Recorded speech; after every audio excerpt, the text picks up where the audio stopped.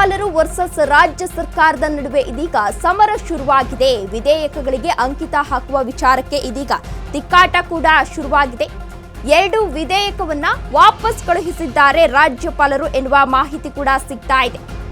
ತಿದ್ದುಪಡಿ ವಿಧೇಯಕಗಳಿಗೆ ಸ್ಪಷ್ಟನೆಯನ್ನ ಕೇಳಿದ್ದಾರೆ ಗೆಹ್ಲೋಟ್ ರವರು, ತಾವರ್ ಚಂದ್ ಗೆಹ್ಲೋಟ್ ರವರು.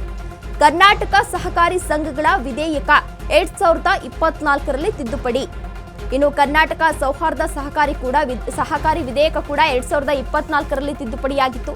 ತಿದ್ದುಪಡಿ ಅಂಶಕ್ಕೆ ಆಕ್ಷೇಪವನ್ನ ವ್ಯಕ್ತಪಡಿಸಿದ್ದಾರೆ ರಾಜ್ಯಪಾಲರು ಎನ್ನುವ ಮಾಹಿತಿ ಇದೀಗ ಸಿಗ್ತಾ ಇದೆ. ರಾಜ್ಯಪಾಲರು ವರ್ಸಸ್ ರಾಜ್ಯ ಸರ್ಕಾರದ ನಡುವೆ ಇದೀಗ ಸಮರ ಶುರುವಾಗಿದೆ. ವಿಧೇಯಕಗಳಿಗೆ ಅಂಕಿತ ಅಂದ್ರೆ ಸಹಿ ಹಾಕುವ ವಿಚಾರಕ್ಕೆ ತಿಕ್ಕಾಟ ಕೂಡ ಶುರುವಾಗಿದೆ ಎನ್ನುವ ಮಾಹಿತಿ ಸಿಗ್ತಾ ಇದೆ. ಕೆಲವು ದಿನಗಳ ಹಿಂದಷ್ಟೇ ಕರ್ನಾಟಕ ಗ್ರಾಮೀಣಾಭಿವೃದ್ಧಿ ಮತ್ತು ಪಂಚಾಯತ್ ರಾಜ್ ವಿಶ್ವವಿದ್ಯಾಲಯ ತಿದ್ದುಪಡಿ ಮಸೂದೆ 2024 ಸಹಿ ಹಾಕದೆ ಹಿಂದೆ ವಾಪಸ್ ಕಳುಹಿಸಿದ್ರು ರಾಜ್ಯಪಾಲರು.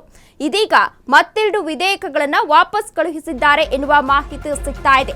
ಸಹಕಾರಿ ಸಂಘಗಳಿಗೆ ಮೀಸಲಾತಿ ಆಧಾರದ ಮೇಲೆ ನಾಮ ನಿರ್ದೇಶನವನ್ನ ಮಾಡಲಾಗಿದೆ. ಈ ತಿದ್ದುಪಡಿ ಅಂಶಕ್ಕೆ ಆಕ್ಷೇಪವನ್ನ ವ್ಯಕ್ತಪಡಿಸಿದ್ದಾರೆ ರಾಜ್ಯಪಾಲರು. ನಾಮ ನಿರ್ದೇಶಿತ ಸದಸ್ಯರಿಗೆ ಮತದಾನ ಹಕ್ಕು ನೀಡುವುದು ಸರಿಯಲ್ಲ ಎಂದು ಪ್ರಶ್ನೆಯನ್ನ ಮಾಡಿದ್ದಾರೆ. ಜೊತೆಗೆ ಮತದಾನದ ಹಕ್ಕು ಕೊಟ್ರೆ ಸಂಘದ ನಿಯಂತ್ರಣಕ್ಕೆ ಅವಕಾಶವನ್ನ ಕಲ್ಪಿಸಿಕೊಡ್ಬೇಕು.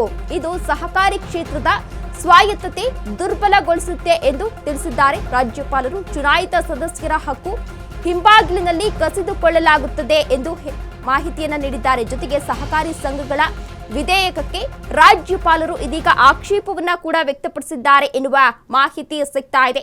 ಕರ್ನಾಟಕ ಸಹಕಾರಿ ಸಂಘಗಳ ತಿದ್ದುಪಡಿ ವಿಧೇಯಕ 2024, ಕರ್ನಾಟಕ ಸೌಹಾರ್ದ ಸಹಕಾರಿ ತಿದ್ದುಪಡಿ ವಿಧೇಯಕ 2024 ಈ ಎರಡೂ ಮಸೂದೆಗಳನ್ನ ರಾಜ್ಯಪಾಲರು ಇದೀಗ ವಾಪಸ್ ಕಳುಹಿಸಿದ್ದಾರೆ. ಇವುಗಳ ಬಗ್ಗೆ ಸ್ಪಷ್ಟತೆಯನ್ನ ಕೇಳಿದ್ದಾರೆ ರಾಜ್ಯಪಾಲರು ಎನ್ನುವ ಮಾಹಿತಿ ಕೂಡ ಸಿಗ್ತಾ ಇದೆ.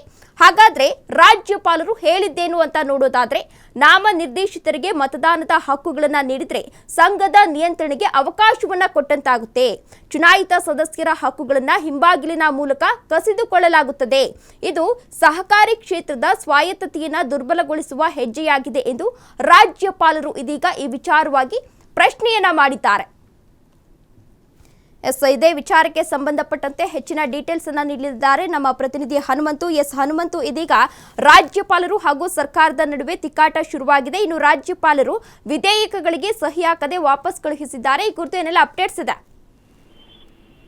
ತೇಜಸ್ವಿನಿ, ಮೊದಲಿಂದನೂ ಕೂಡ ಸರ್ಕಾರ ವರ್ಸಸ್ ರಾಜ್ಯಪಾಲರು ಅನ್ನೋಂಥ ಜಟಾಪಟಿ ಜೋರಾಗಿ ನಡೀತಾ ಇದೆ. ಅದರಲ್ಲೂ ಪ್ರಮುಖವಾಗಿ ಇತ್ತೀಚೆಗೆ ವಿಧೇಯಕಗಳನ್ನ ವಾಪಸ್ ಕಳಿಸ್ತಾ ಇರುವಂತಹ ರಾಜ್ಯಪಾಲರು ತಮ್ಮ ಒಂದಷ್ಟು ಸ್ಪಷ್ಟತೆಗಳನ್ನ ಕೇಳುವಂತ ಪ್ರಯತ್ನಗಳನ್ನ ಮಾಡ್ತಾರಂತದ್ದು. ಪ್ರಮುಖವಾಗಿ ಇವತ್ತು 2 ವಿಧೇಯಕಗಳನ್ನು ಕೂಡ ವಾಪಸ್ ಕಳಿಸಿರುವಂತದ್ದು. ಕರ್ನಾಟಕ ಸಹಕಾರಿ ಸಂಘಗಳ ತಿದ್ದುಪಡಿ ವಿಧೇಯಕ 1, ಕರ್ನಾಟಕ ಸೌಹಾರ್ದ ಸಹಕಾರಿ ತಿದ್ದುಪಡಿ ವಿಧೇಯಕ. ಈ ವಿಧೇಯಕಗಳಲ್ಲಿ ಇರುವಂತಹ ಗೊಂದಲಗಳೇನಿದಾವೆ ಆ ಗೊಂದಲಗಳನ್ನ ಸರಿಪಡಿಸಿ ಅನ್ನುವಂತಹ ಒಂದಷ್ಟು ತಿದ್ದುಪಡಿಗಳನ್ನ ಸ್ಪಷ್ಟನೆಯನ್ನ ಕೇಳಿರುವಂತದ್ದು. ಅದರ ಜೊತೆಗೆ ಈ ಹಿಂದೆನೂ ಕೂಡ ಅನೇಕ ವಿಧೇಯಕಗಳು ಕೂಡ ಮೈಕ್ರೋ ಫೈನಾನ್ಸ್ ವಿಚಾರಕ್ಕೆ ಸಂಬಂಧಪಟ್ಟಂತಹ ವಿಧೇಯಕಕ್ಕೂ ಕೂಡ ಒಂದಷ್ಟು ಸ್ಪಷ್ಟನೆಗಳನ್ನ ಕೇಳಿ ಕಳಿಸಿದ್ರು. ಯಾವಾಗ ಸರ್ಕಾರ ಸ್ಪಷ್ಟನೆಯನ್ನ ಕೊಟ್ಟ ನಂತರದಲ್ಲಿ ಆ ವಿಧೇಯಕ ಅಂಕಿಗೆ ತಾಕುವಂತ ಕೆಲಸವನ್ನ ಮಾಡಿದ್ರು. ಅಂದ್ರೆ ಪ್ರತಿಯೊಂದಕ್ಕೂ ಕೂಡ ಸ್ಪಷ್ಟನೆ ಕೇಳುವಂತ ಕೆಲಸವನ್ನ ರಾಜ್ಯಪಾಲರು ಅವರ ಪ್ರಮಾಧಿಕಾರ ಏನಿದೆ ಆ ಒಂದು ಪ್ರಮಾಧಿಕಾರವನ್ನ ಈಗ ಬಳಸ್ತಾ ಇರುವಂತದ್ದು. ಅದು ಎಲ್ಲೋ ಒಂದ್ ಕಡೆಗೆ ಸರ್ಕಾರ ಮತ್ತು ರಾಜ್ಯಪಾಲರು ನಡುವಿನ ಒಂದಷ್ಟು ಸಣ್ಣ ಮಟ್ಟಿನ ತಿಕ್ಕಾಟ ಜೋರಾಗಿ ನಡೀತಾ ಇದೆ ಅನ್ನುವಂತ ವಿಶ್ಲೇಷಣೆ ನಡೀತಾ ಇರುವಂತದ್ದು. ಓಕೆ, ಧನ್ಯವಾದ ಹನುಮಂತ್ ತಮ್ಮೆಲ್ಲ ಡೀಟೇಲ್ಸ್ಗಾಗಿ.